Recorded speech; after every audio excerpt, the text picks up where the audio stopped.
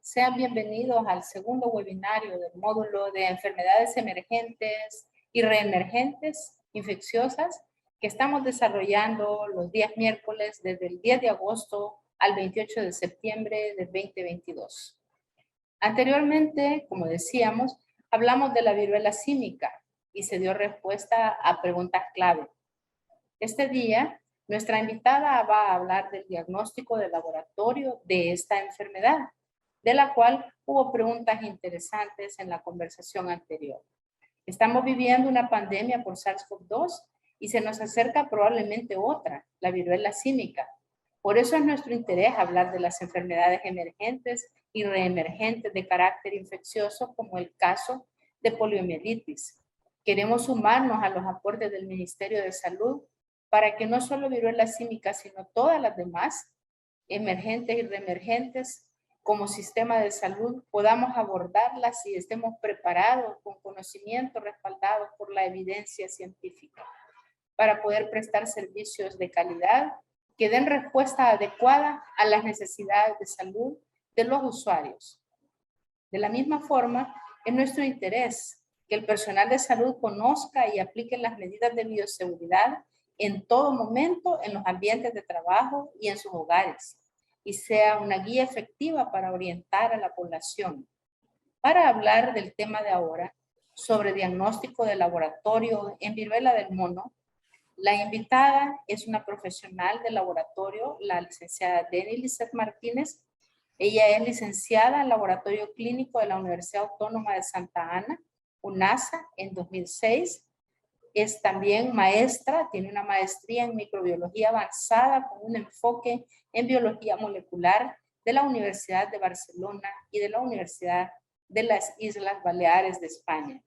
Es participante en el grupo de investigación de microbiología genómica del Departamento de Microbiología de la Universidad de las Islas Baleares, Palma de Mallorca, desde 2015.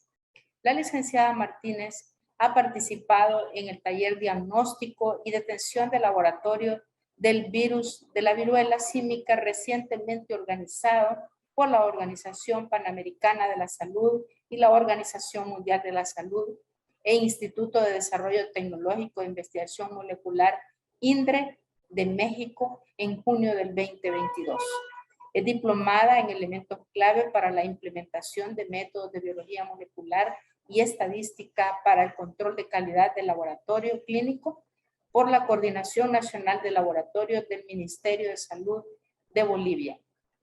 Tiene otros estudios en temas como tecnologías de secuenciación y biología molecular, así como actualización en PCR, reacción en cadena de polimerasa y electroforesis impartida por el Instituto Peruano de Genética, y actualmente es parte del equipo de la sección de virología y biología molecular de nuestro Laboratorio Nacional de Salud Pública, así como participante en capacitaciones por OPS sobre técnicas de secuenciación para su implementación en el Laboratorio Nacional de Salud Pública. Agradezco a todos la participación que tengan en esta conferencia, pero muy especialmente a nuestra ponente, a nuestra distinguida ponente, una especialista en el tema. Les pido a todos mantener sus salidas de video y audio bloqueadas para captar la atención de la experta en el tema. Bienvenida, licenciada. Puede comenzar su conferencia. Para mí es un placer y un gusto poder compartir con ustedes acerca del diagnóstico molecular de monkeypox, que bien sabemos que está siendo monitoreado a nivel internacional. Vamos a comenzar hablando un poco acerca de las generalidades de lo que sería el monkeypox. Ya sabemos que es un virus ADN, que es bicatenario, que pertenece al género Orthopoxvirus y a la familia Poxviridae. Dentro de esta familia encontramos o hemos conocido, estado más familiarizados con la literatura sobre el virus de la vaccinia. porque participó y fue esencial en la erradicación de la viruela en 1980. El monkeypox debe su nombre a que se detectó por primera vez en monos y se encuentra principalmente en roedores, aunque si bien incluso hoy en día no está totalmente determinado cuál sería su reservorio. Está dividido por clados y esto lo vamos a ver un poquito más adelante. Perdón. Podemos decir con respecto a su morfología que es un virus relativamente grande, porque incluso puede ser visto a través de un microscopio tradicional en cortes histológicos. Es un virus bastante grande. Es un virus que tiene una forma que podría parecer incluso como un ladrillo, que podría tener una forma incluso ovoide. Tiene un ADN de cadena doble que es lineal y podemos entonces decir que en realidad tiene un genoma bastante complejo debido a su tamaño. Es ligeramente pleomórfico y tiene lo que sería su material genético, su ADN, tiene como una forma muy característica de mancuernas. Este virus también tiene una gran capacidad para adaptarse a lo que serían diferentes huéspedes, en lo que se incluiría el ser humano, que incluso se podría hasta llegar a considerar como un huésped, un hospedero accidental, ya que es un virus que prácticamente ha vivido sobre lo que serían los ambientes zoonóticos. Continuando con las generalidades, hay por lo menos 3 proteínas diferentes que se han visto involucradas en la unión del virus a la célula. Para iniciar el proceso de infección y dentro de estas proteínas de unión hay algunos glucosaminoglicanos ubicados en la superficie celular, es decir, que se pueden encontrar en una gran cantidad de células y esta condición va a favorecer a que la transmisión sea mucho más fácil. Es una de sus características. Este es un virus que tiene una envoltura en realidad bastante compleja y podríamos decir que lo podemos encontrar en 2 formas. La primera de ellas como un virus maduro, que sería una forma intracelular, que es conocido también como un virus desnudo, que son mucho más estables en las condiciones ambientales, por lo que permanece mucho más tiempo en fómites y en superficies. Y la otra forma en la que lo podemos encontrar es un virus extracelular, que es un virus envuelto, liberado de las células en forma espontánea por exocitosis y están encerrados dentro de una envoltura de lipoproteínas. Esta forma del virus, es decir, la forma del virus extracelular, parece ser un poco más frágil que la forma intracelular de la célula, que la forma intracelular, y estos virus son mucho más frágiles a lo que serían las condiciones ambientales. Aquí podemos ver la diferencia entre las 2 formas del virus, el virus maduro intracelular y el virus extracelular. Como podemos ver cómo la diferencia entre uno es desnudo y el otro, pues como pueden ver alrededor, tiene como una capita que sería como la envoltura. Vamos a tocar brevemente lo que serían las generalidades del virus del monkeypox. Tiene un genoma bastante grande porque tiene alrededor entre 150,000 y 250,000 pares de bases. Aproximadamente tiene alrededor de 190 genes y de los cuales 90 son esenciales para su replicación, pero el resto de los genes incluso hoy en día todavía está en investigación cuáles serían sus funciones principales. Tiene proteínas inmunomoduladoras que le permiten al virus llegar a evadir la respuesta inmune de su huésped. Solo recordando, ya sabemos que pertenece a los Poxviridae y dentro de estos encontramos 4 que generan infección humana y dentro de estos 4 encontramos los ortopoxvirus, dentro de los cuales se encuentra precisamente el virus de la viruela del mono. Es una familia bastante diversa, pero que comparten una gran homología. Una de las características de la familia es que realmente tiene lo que sería una producción de pústulas bastante características. Antes de continuar, es necesario que recordemos o que nos actualicemos un poco con lo que es la nomenclatura del virus. Para nombrar a las principales variantes a lo largo del tiempo, pues muchas veces se han utilizado nombres de ciudades, nombres de países, pero a raíz de evitar lo que sería la estigmatización, a la estigmatización, pues se está tratando de evitar el uso del nombre o hacer referencia a lugares, a ciudades o determinados países. Entonces se ha optado por realizar una nueva nomenclatura de lo que sería el virus en sí. Así encontramos que el clado 1 es lo que anteriormente era conocido como el virus de la cuenca del Congo. El clado 2 y 3 era lo que anteriormente era conocido como el virus de West África.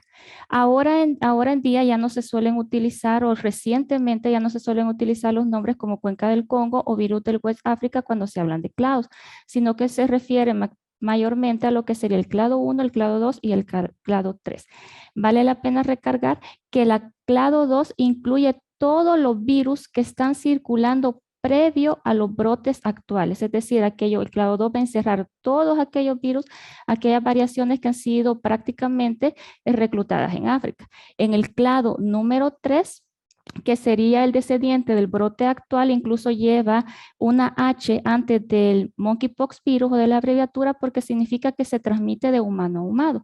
De humano a humano. Este clado 3 tiene una diversidad referida con una nomenclatura que es bastante neutra, es decir, que sus subdivisiones son denominadas como A, A.1, A1.1, B y B.1, es decir, bastante neutro, ya sin utilizar lo que sería la referencia de nombres hacia ciudades o hacia países. Los genomas muestreados entre 2017 y 2019 del Reino Unido, de Israel, de Nigeria, Estados Unidos y Singapur están localizados en las subdivisiones que comprenderían el A, A.1 y el A1.1. Por otro lado, el linaje B van a agrupar solo los descendientes directos del brote actual, donde en el linaje B.1 se incluyen realmente las variantes que han sido identificadas en el brote actual de la viruela símica. Con respecto a la evolución del virus, podríamos decir entonces que el clado 1, que se está señalizado con la flechita amarilla, verdaderamente era lo que anteriormente se denominaba el clado del Congo. En el clado, si pueden ver con la flechita naranja, es el clado 2 y hacia ahí abajo encontramos que dentro del clado 2 se va a subdividir al clado número 3. El clado número 3 va a tener subdivisiones, donde encontramos el clado, el linaje 1, el linaje A.2, A.1 y dentro precisamente del linaje A.1 encontramos el linaje A.1.1, cuestión que es bastante interesante porque verdaderamente en este A.1.1 es donde está contenido lo que sería el linaje B.1, que verdaderamente está conteniendo todo lo que sería el virus de circulación actual y que está dando origen a esta emergencia. Podemos decir que también se están localizando alrededor de 50 mutaciones dentro de lo que sería el clado número 3 y que sigue mutando lentamente a comparación de los virus RNA que mutan más rápidamente, pero que las mutaciones verdaderamente son evidentes. La metagenómica, en realidad escopeta con la que cuentan diferentes instituciones y laboratorios alrededor del mundo, ha permitido hacer una identificación y un conocimiento del virus y de las variantes que están circulando en diferentes regiones. Y en base a esto, se puede decir que entonces que gracias a la caracterización filogenómica de las secuencias del genoma del primer brote de monkeypox, muestra en realidad que podría deberse a un mismo origen. Con respecto al patrón de evolución, se han descrito 3 cambios de aminoácidos que pueden estar asociados a proteínas que modulan la respuesta inmune, que pueden participar en la evasión en realidad de la respuesta inmune. El genoma del virus tiene regiones muy variables y regiones que serían muy estables. Las regiones estables del virus están relacionadas realmente a lo que sería la replicación viral de este, mientras que las regiones variables están relacionadas o asociadas con la inmunomodulación. Les traigo este cuadrito acá porque en realidad solamente es para ejemplificar que el virus realmente es un virus ADN y se considera que los virus ADN mutan con un patrón bastante lento y que por eso son como mucho más estables. Pero en base a estudios que se han realizado, a secuenciación, a estudios que se han hecho en diferentes laboratorios alrededor del mundo, especializados, se ha encontrado que ciertamente este virus, a pesar de ser un virus ADN y que se espera una tasa de mutación bastante menor, ha mutado. sí tienen mutaciones bastante representativas, mutaciones que sí son consideradas importantes, ya que estas mutaciones, como podemos ver acá en esta representación, estas mutaciones bien pueden ser pérdida de aminoácidos, pérdida de nucleótidos, cambio de nucleótidos, de lesiones, pero siempre significan cambios. Es decir, que este virus constantemente está mutando, está cambiando, y como cualquier virus emergente, pues es necesario lo que sería su vigilancia. Antes de continuar, en la nueva nomenclatura, los clados se representan con números romanos y a los subclados se les añaden caracteres alfanuméricos en minúscula. Precisamente el 8 de agosto fue publicado por la OMS que actualmente los clados ya se van a nombrar como clado 1 y el clado 2A y el clado 2B, porque como les mencionaba anteriormente, el clado 3 se deriva del clado 2, pero a partir del 8 de enero que fue publicado, comenzaríamos a encontrar en la literatura la diferenciación y el señalamiento como un clado 1, clado 2A y el clado 2B. Este último se refiere principalmente al grupo de variantes de amplia circulación durante la epidemia mundial del 2022. Un análisis filogenómico adicional reveló que los primeros signos de microevolución de este virus se da durante la transmisión de persona a persona.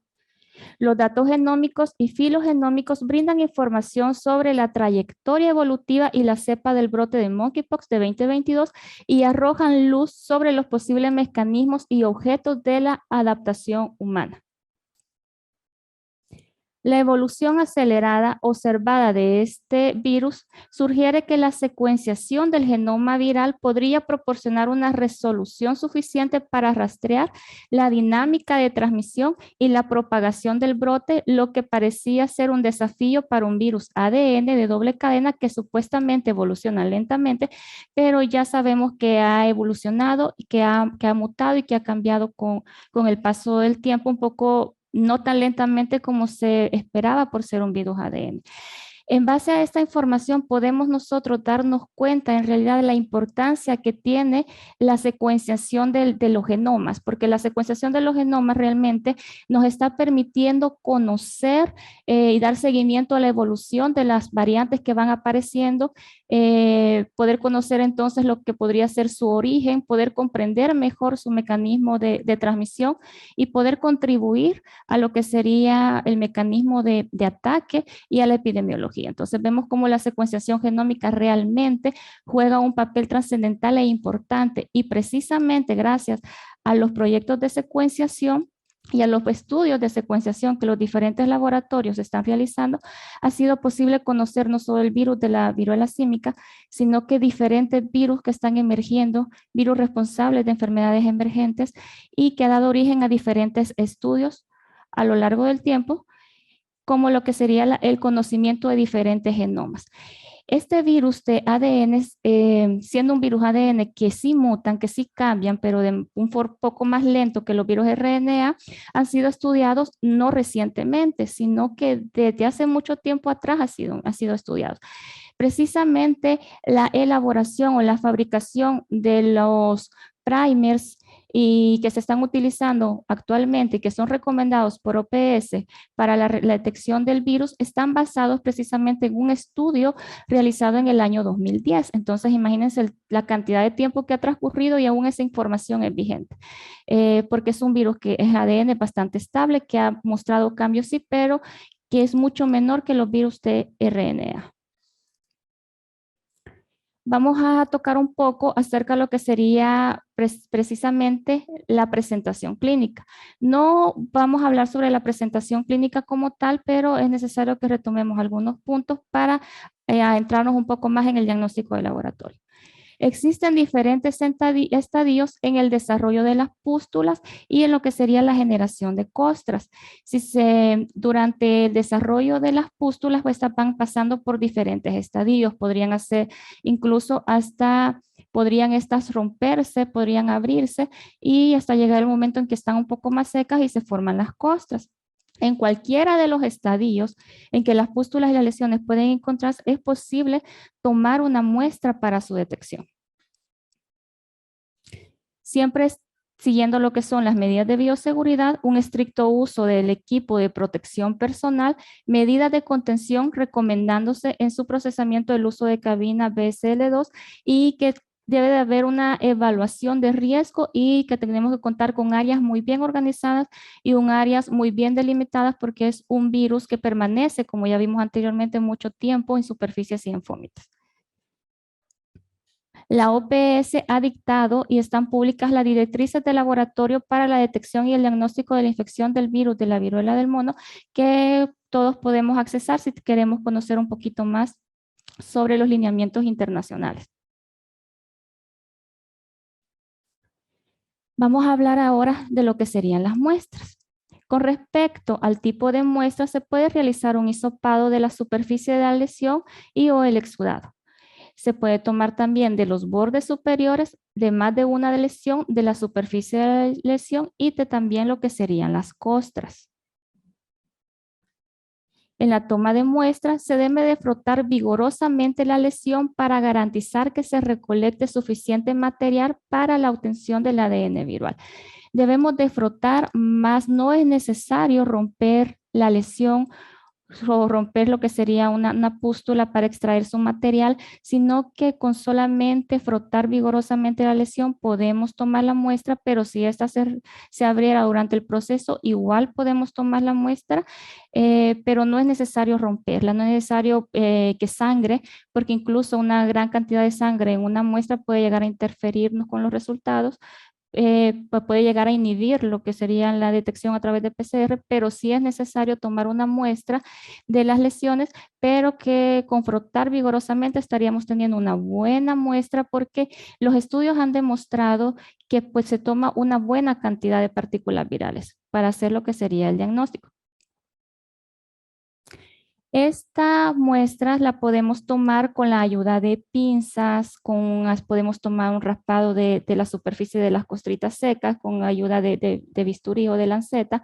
Podemos hacerlo a través con el uso de agujas y propiamente con lo que sería el hisopo. Los hisopados de lesiones, costras y fluidos vesiculares no deben de mezclarse en el mismo tubo. Se sugiere la toma de diferentes lesiones y se recomienda que se tomen preferiblemente muestras de aquellas lesiones que van a estar, por llamarlo de alguna manera, que podrían estar como un poco más frescas, porque recordemos que a medida que van secando las lesiones significa que ya va resolviendo en realidad el proceso. Entonces, en un pacientito se pueden encontrar en diferentes estadios de evolución estas lesiones. Entonces, se recomienda mayoritariamente tomar muestras de aquellas lesiones que fueran, por llamarlo de alguna manera, más frescas que aquellas que serían como un poquito más antiguas. Pero esto no significa que no sea posible detectarlo, sino que sí es posible detectarlo, pero es una recomendación adicional. Solamente recordando que lo podemos tomar solamente con frotar vigorosamente, no es necesario abrir o romper lo que sería la lesión. Con respecto a la conservación de las muestras, posterior a la toma de muestra, esta debe de refrigerarse de 2 a 8 grados centígrados o congelarse a -20 dentro del lapso de 1 hora después de su recolección. Transportarse al laboratorio tan pronto como sea posible después de la recolección y no exceder los 2 días desde la toma de muestra y el envío. Transportar garantizando el sistema de triple embalaje, etiquetado y documentación adecuada completamente llena. El manejo y almacenamiento correcto de la muestra durante el transporte es esencial para realizar un diagnóstico preciso y de calidad. Solo les dejo por acá esta tablita que nos muestra la muestra, material de recolección y temperatura de almacenamiento para la detección de monkeypox, para que lo puedan tener un poquito a la mano. Y ahora vamos a hablar propiamente de lo que serían las pruebas de laboratorio. En realidad, la confirmación del diagnóstico de monkeypox está basado en la detección de ácidos nucleicos contando con la metodología de la PCR, que Bien podría ser una PCR punto final o una PCR en tiempo real, pero se ha optado al desarrollo y la implementación de lo que sería una técnica de detección a través de PCR tiempo real. En las pruebas de laboratorio se realizan mediante la amplificación de ácidos nucleicos. La reacción en cadena de la polimerasa en tiempo real pues es la más recomendada. La PCR se puede usar sola en combinación con la secuenciación y los kits de PCR que detectan el orthopox virus y específicamente el monkeypox virus están en desarrollo. Kits comerciales validados para PCR no están ampliamente disponibles y no se recomienda el aislamiento del virus en los cultivos. Se está contraindicado llegar a intentar lo que sería un crecimiento en cultivo debido a la transmisión tan fácil que tiene y la propagación en realidad tan fácil que tiene este virus de contaminación. Con respecto siempre a las pruebas de laboratorio, la confirmación de los casos sospechosos y probables se realiza utilizando pruebas moleculares. Se utiliza PCR genérica de orthopox virus o una PCR específica para el virus de la viruela símica. La decisión de realizar pruebas debe de basarse en factores tanto clínicos como epidemiológicos, vinculados a una evaluación de la probabilidad de infección. Entre ejemplos de otras etiologías de lesiones cutáneas de apariencia similar en las diferentes etapas de evolución encontramos el herpes simple, la varicela zóster, el virus del molusco contagioso, el enterovirus, sarampión, sarna, el treponema pallidum, infecciones cutáneas bacterianas, alergias y chancroides. Entonces, se debe de las pruebas de laboratorio, realmente la decisión de realizar una prueba de laboratorio está basado mucho en la clínica, porque hay muchos otros padecimientos, otras infecciones que pueden provocar lesiones también y generar un poco de confusión. Entonces, por eso se recalca y se hace hincapié en que la decisión de realizar pruebas debe basarse en factores tanto clínicos como epidemiológicos, vinculados a una evaluación de la probabilidad de infección. La OMS y la OPS pues han dado a conocer varios lineamientos directamente para laboratorios relacionados al diagnóstico por PCR de monkeypox virus y que están libres también en internet y que da pie a lo que serían los algoritmos diagnósticos de los que vamos a hablar más adelante. Las técnicas de biología molecular sirven para analizar ácidos nucleicos y para poder detectar e identificar tanto agentes como diferentes genotipos dentro de una especie y genes de resistencia, por ejemplo, a determinados medicamentos. Todas estas técnicas van a necesitar un paso previo de extracción. Este paso previo de extracción va a depender de con qué tipo de muestra estemos trabajando. Monkeypox no es la diferencia y no es la excepción. Necesitamos nosotros como laboratorio contar con todos los insumos, con todo el equipo necesario para llevar a cabo cada una de las etapas del proceso y al inicio del proceso encontramos la necesidad de llevar a cabo la extracción de ácidos nucleicos. Esta extracción de ácidos nucleicos se tiene que realizar con un kit capaz de extraer y purificar DNA. Este gráfico que les traigo acá solamente hace referencia a una técnica, a un reactivo, a un kit, que es un KIAN, solamente para hacer alusión a uno de los reactivos que se pueden utilizar y que ciertamente están siendo recomendados como OPS, pero no significa que sea el último. Pero sí ciertamente se debe contar con un reactivo que sea capaz de extraer y de purificar el ADN. Con respecto al algoritmo para las pruebas diagnósticos, contamos con dos algoritmos. Con este sería el algoritmo 1, donde vamos a iniciar con un caso sospechoso de viruela símica, donde se le va a realizar la prueba del orthopox virus a través de una PCR en tiempo real. Si esta PCR en tiempo real da negativo, podemos descartar que se trate de un orthopox virus. Una seriosidad podríamos decir que es una muestra negativa. Pero si esta PCR en tiempo real para la detección de orthopox virus nos arroja un resultado positivo, podemos decir que esta muestra está positiva para orthopox virus, pero que es necesario realizar una prueba adicional destinada para identificar la presencia de un monkeypox virus. Si esta prueba nos da un resultado positivo, podemos confirmar el caso y se debe de informar inmediatamente en un lapso no mayor de 24 horas. Y si nos da un resultado negativo, pues podemos descartar la presencia de un monkeypox. Y encontramos también lo que sería un algoritmo de diagnóstico número 2, donde un caso sospechoso de viruela del mono le podemos realizar una PCR en tiempo real para detectar el monkeypox virus. Si esta PCR en tiempo real nos da un resultado negativo, podemos descartar la presencia de un monkeypox. Pero si este nos da un resultado positivo, debemos reportarlo siempre en las siguientes 24 horas. Lo estaríamos ya confirmando, pero procederíamos a la identificación a través de PCR en tiempo real también, a la identificación de los dos clados, lo que antes se conocía como clado del Congo y de West África, y que ahora es clado 1 y clado 2 y 3. Entonces, podríamos decir que es necesario aquí realizar la identificación del clado al que pertenece el monkeypox que se haya detectado. Esta identificación del clado, sí existe el reactivo y la metodología para hacerlo a través de una PCR en tiempo real, pero también se tiene la opción de poderlo hacer o conocer el clado a través de las metodologías de secuenciación. Pero no esperaríamos el resultado de una metodología de secuenciación porque ya lo podríamos dar como confirmado porque ya estamos utilizando nosotros una prueba específica para monkeypox virus que sería una PCR en tiempo real. Existen ensayos para la detección genérica del monkeypox virus donde OPS ha dado a conocer lo que son las regiones del virus a las que están dirigidos los reactivos y los primers utilizados en la PCR que se está recomendando en el algoritmo 2, que serían estas posiciones. Y dentro de la PCR como tal, no podemos dejar de hablar de lo que serían los controles.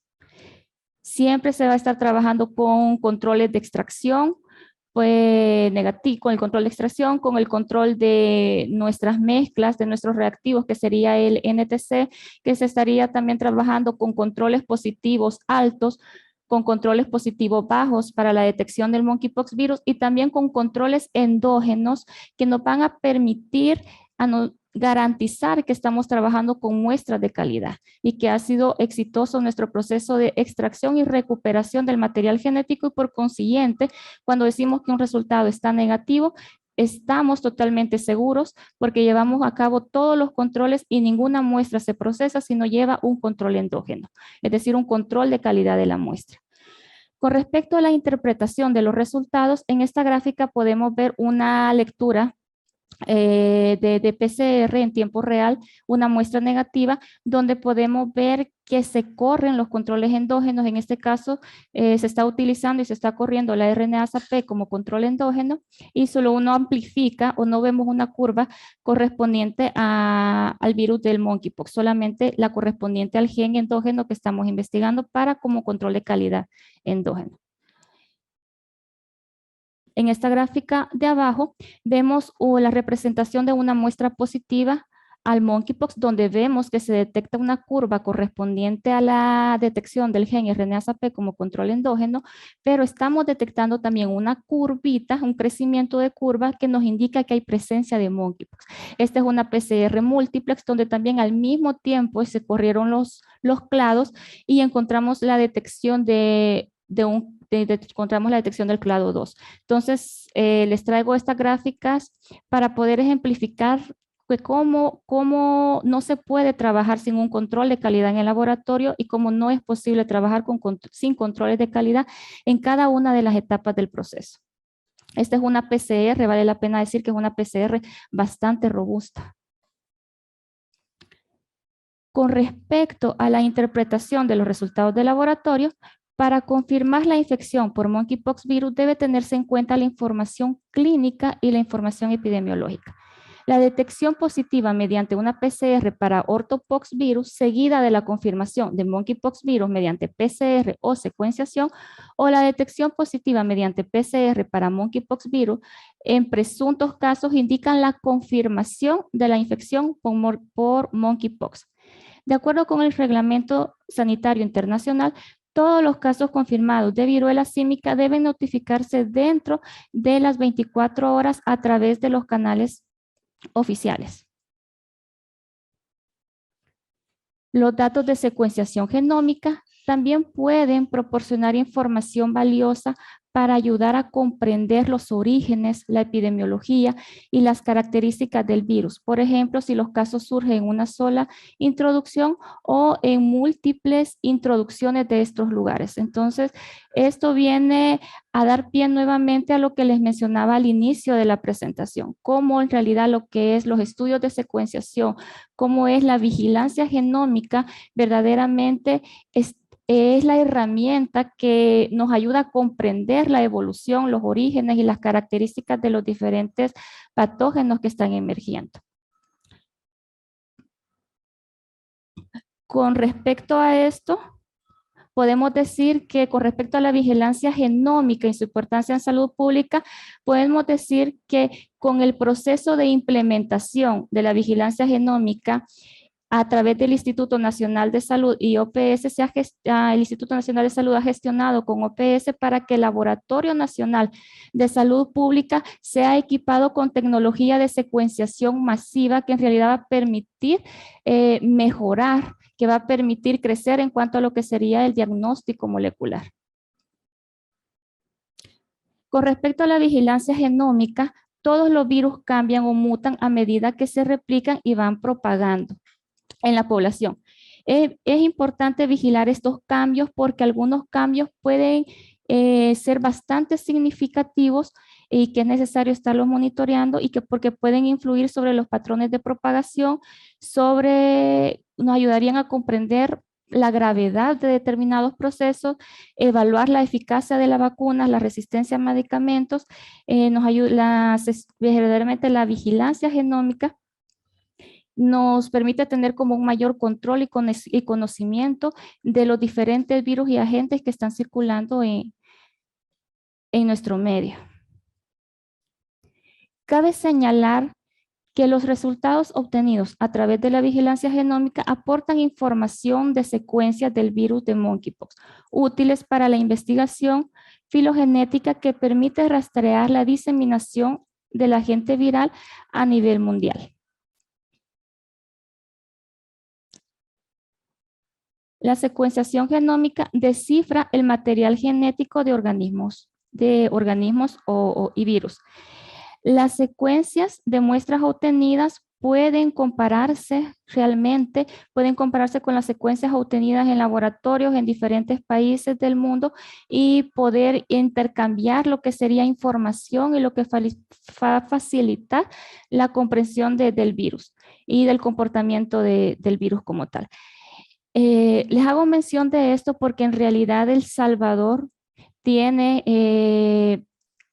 ha nacido en el Instituto Nacional de Salud y a través de la gestión con EPS, la necesidad verdaderamente de poder nosotros como país contar con una vigilancia genómica, poder contar con las herramientas necesarias para poder evaluar, conocer y la evolución de diferentes agentes emergentes.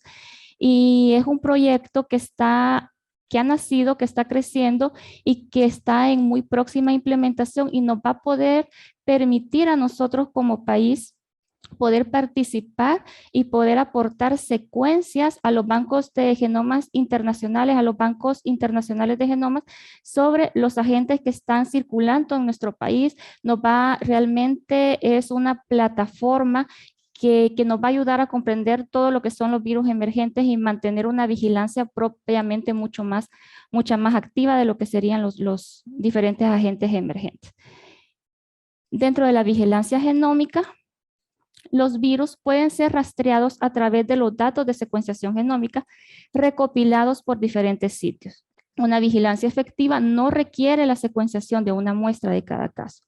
En su lugar, se cuenta con la recopilación de suficientes datos de secuencias de poblaciones representativas para detectar nuevas variantes y monitorear las entidades de las variantes que se encuentran en circulación. Pero entonces nosotros podríamos preguntarnos por qué es importante la secuenciación genómica. Estas secuencias tienen información muy valiosa para caracterizar los virus, para estimar la prevalencia de una determinada variante en una población, para evaluar la efectividad de los tratamientos médicos, para investigar la propagación del virus durante los brotes. La secuenciación del genoma completo puede ser utilizada para detectar, investigar, monitorear y controlar patógenos.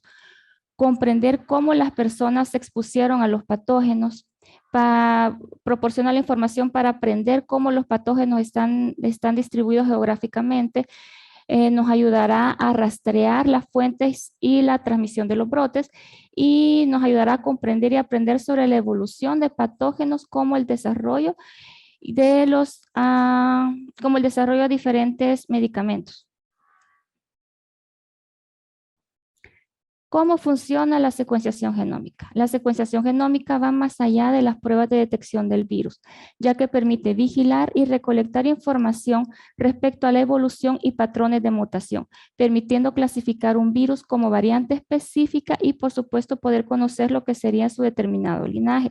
La vigilancia genómica permite dar seguimiento a la propagación de las variantes y nos permite monitorear los cambios en el código genético de las variantes.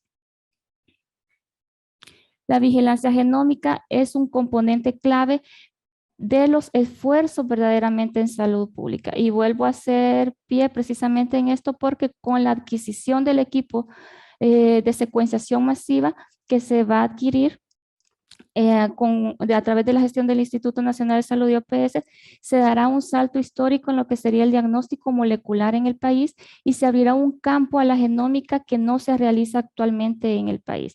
Hago mención de esto porque realmente la historia que tenemos con la circulación de SARS-CoV-2, la pandemia que ninguno esperábamos, pues realmente abrió el campo a lo que sería abrir la visión de las nuevas técnicas moleculares de diagnóstico, donde no solamente incluimos PCR, sino encontramos la secuenciación y sus múltiples aplicaciones. Solamente aquí les quiero mostrar unas fotos de los talleres en los que se ha participado.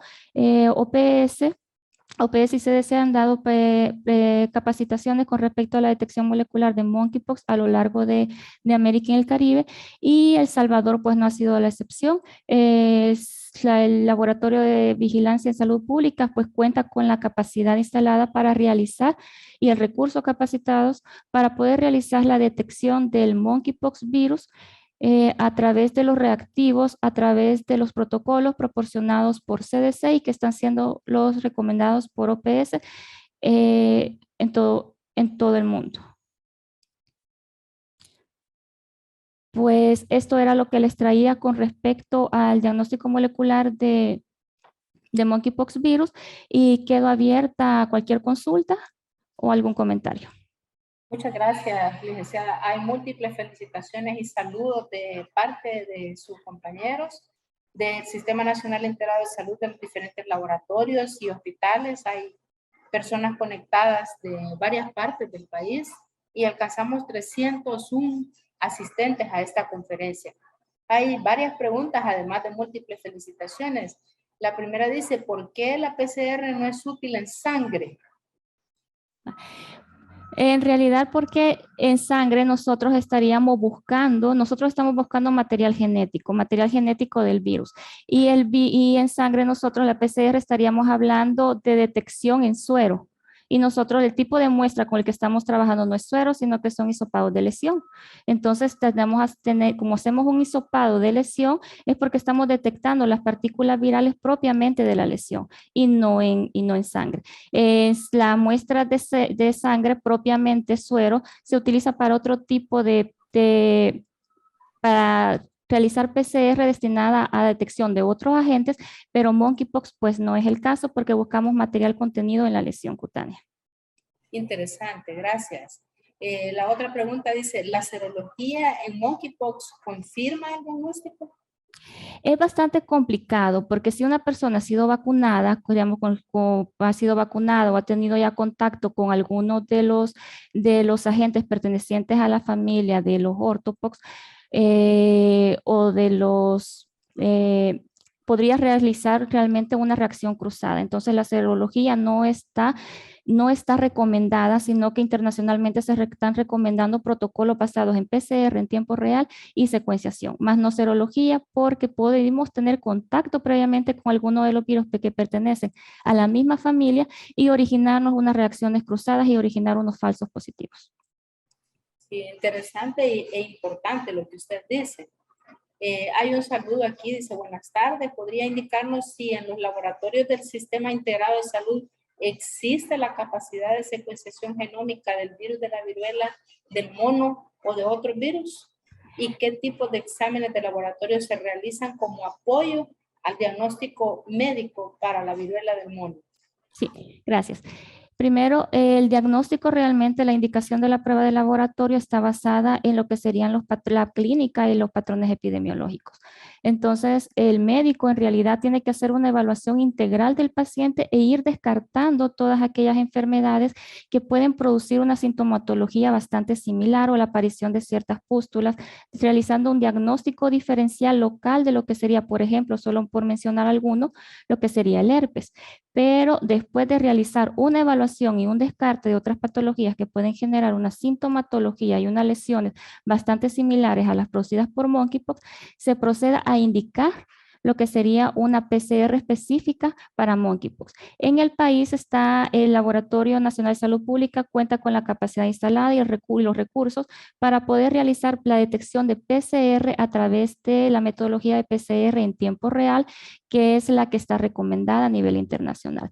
Nosotros como en el país no contamos verdaderamente con servicio de secuenciación hasta el momento. Aquí en el país no contamos, sino que estamos basados siempre en una vigilancia genómica, pero enviando muestras a laboratorios autorizados fuera del territorio nacional. Laboratorios autorizados por CDC, como sería INCIENSA y sería Gorgas en Panamá, pero actualmente El Salvador no cuenta con equipo de secuenciación, pero la adquisición y el proyecto de adquisición de equipos para secuenciación masiva nos va a permitir tener una vigilancia y continuar con una vigilancia activa y no depender necesariamente de una vigilancia genómica con muestras enviadas al extranjero. No significa que como país no los continuemos haciendo porque siempre estamos sometidos a mantener estándares de calidad y someternos a procesos de control de calidad, pero actualmente El Salvador no cuenta con la posibilidad, el equipo para realizar secuenciación masiva, pero es un proyecto naciente y que próximamente podríamos estar nosotros como país aportando secuencias a los bancos internacionales. Es bien importante lo que usted menciona, que se va a continuar enviando fuera del país. No obstante, el país está haciendo esfuerzos tanto a través de organismos internacionales como la Organización Panamericana de la Salud, con quien ya se está adquiriendo equipo para secuenciación masiva, y también hay una inversión como gobierno de El Salvador que se está haciendo para comprar un equipo adicional. Es decir, estamos proyectando comenzar a secuenciar en el país, si Dios lo permite, a la velocidad que vamos a finales de este año para SARS-CoV-2 y muy a corto plazo para otros agentes infecciosos. Ese es el interés del Instituto Nacional de Salud y una instrucción de nuestro ministro de Salud. Pregunta importante, dice, ¿existe evidencia de diagnóstico de laboratorio en individuos presintomáticos o asintomáticos?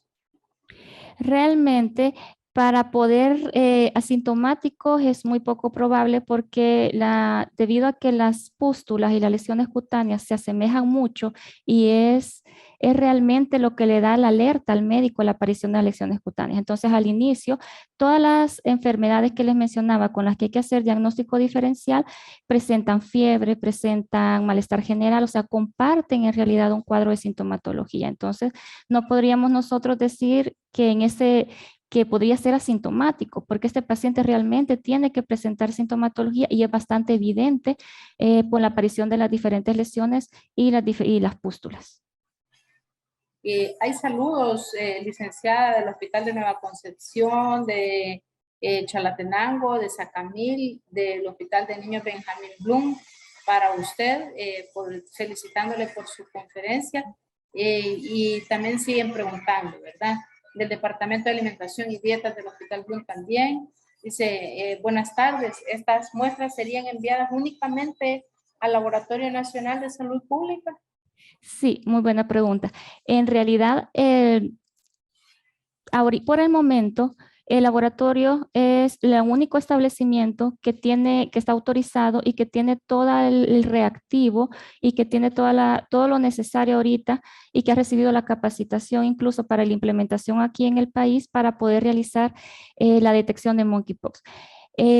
Para poder tomar una muestra y procesarla, realmente el único laboratorio autorizado ahorita y que lo está haciendo y que ya contamos con todo lo necesario para dar respuesta en el momento oportuno a través de los equipos de respuesta rápida es el Laboratorio Nacional de Salud Pública. No está disponible en el sistema privado, pero sí recalcar que como Ministerio de Salud ya estamos fortalecidos para poder dar respuesta cuando sea necesario. Sí, eso es bien importante, anunciárselo a todo el sistema, así como a la población, ¿verdad? Que tanto como pasó con SARS-CoV-2, ya contamos desde antes que vengan los casos con personal capacitado para poder montar, realizar la prueba y también para capacitar, incluso armar, digamos, estrategias de descentralización de la prueba si llegase a ser necesario. Preguntan, ¿estas muestras serían enviadas a él? Bueno, ya habíamos hecho esa pregunta. ¿La recepcionarán o recibirán las muestras los fines de semana y vacación? Preguntan aquí. Bueno, por el momento, siendo que no tenemos casos en el país, estamos a la espera de la detección de un caso debido a la migración y al movimiento de personas. Cuando resulte un caso, una persona sospechosa y que se la hayan descartado ya en el nivel local, todo lo que serían las enfermedades con las que tiene que hacer la diferencia, realmente se tiene que notificar a través de los canales oficiales y de epidemiología para que el equipo de respuesta rápido sea el encargado de tomar la muestra. Y ellos van a ser los encargados de trasladar al laboratorio para que nosotros podamos procesarla en el laboratorio. Pero las muestras no van a ser tomadas, solo van a ser tomadas por el momento por el equipo de respuesta rápido. No dejamos de pensar que si sigue creciendo, va a ser necesario descentralizar la realización de la prueba, pero por el momento solo el Laboratorio Nacional y la toma a través del equipo de respuesta rápida que tiene profesionales ya capacitados para poder tomar este tipo de muestras con todas las medidas de bioseguridad. Es correcto. Esto contesta, muchas gracias, varias de las preguntas.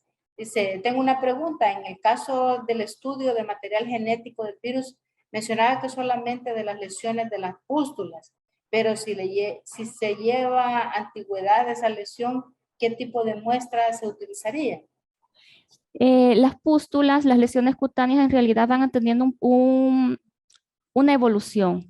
Entonces comenzamos en el proceso, vemos la evolución de las pústulas, se le ve como un aspecto diferente porque va evolucionando. Entonces la muestra puede ser tomada en cualquier momento de la evolución de las lesiones, incluso desde que comienza hasta que ya está, por llamarlo de alguna manera, resolviendo, ya está secando y vemos la presencia de costra, incluso esa costra puede ser tomada se puede mostrar y perfectamente se le puede realizar una PCR en tiempo real. Sí, muchas gracias, licenciada.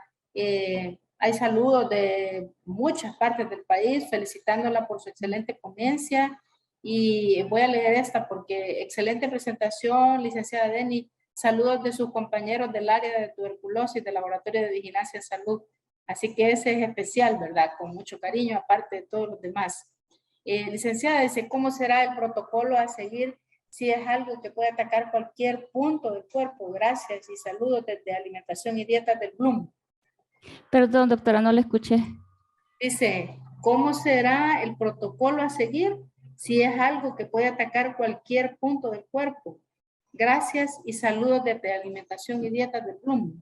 Bueno, los protocolos a seguir realmente ya se han realizado, ya está la guía, los lineamientos los lineamientos realizados por las entidades correspondientes y que si están libres y que podemos consultar, pero independientemente del punto o de la zona del cuerpo donde se encuentren las lesiones, pues el procedimiento va a ser exactamente el mismo. Realizar una evaluación y un descarte de todas aquellas patógenos que podrían ocasionar o dar pie a una sintomatología o un cuadro clínico similar al del monkeypox. De acuerdo, casi todas las preguntas van enfocadas a lo que usted ya contestó. Hay saludos hasta de universidades también, ¿verdad? De la Don Bosco. Preguntan que quién tomará las muestras, usted ya contestó eso. ¿Qué nivel de bioseguridad? También ya lo contestó. En San Vicente ya está capacitado el equipo de respuesta rápida, preguntan.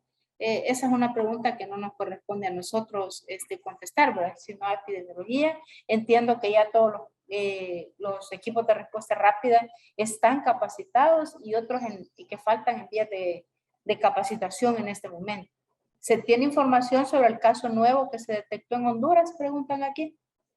La única información que tengo, porque es lo que ha salido, ya se lo ha publicado, es que es un caso que sí realmente ya está confirmado, pero realmente no tengo mayor información que darle sobre los casos. Aquí del instituto ponen en el chat los lineamientos técnicos para la detección y control de los casos de viruela símica publicado por el MinSal con la contribución del Laboratorio Nacional de Salud Pública, la Dirección de Vigilancia y todo el área técnica. Hay lineamientos ya publicados y están en PDF aquí en el chat para que afinen sus conocimientos sobre esto. Muchas gracias, licenciada. Muy excelente toda la información que nos ha dado. Una excelente conferencia. Nos sentimos muy orgullosos de tener profesionales tan calificados al servicio del país en el Laboratorio Nacional de Salud Pública, un semillero de investigadores importantes en salud.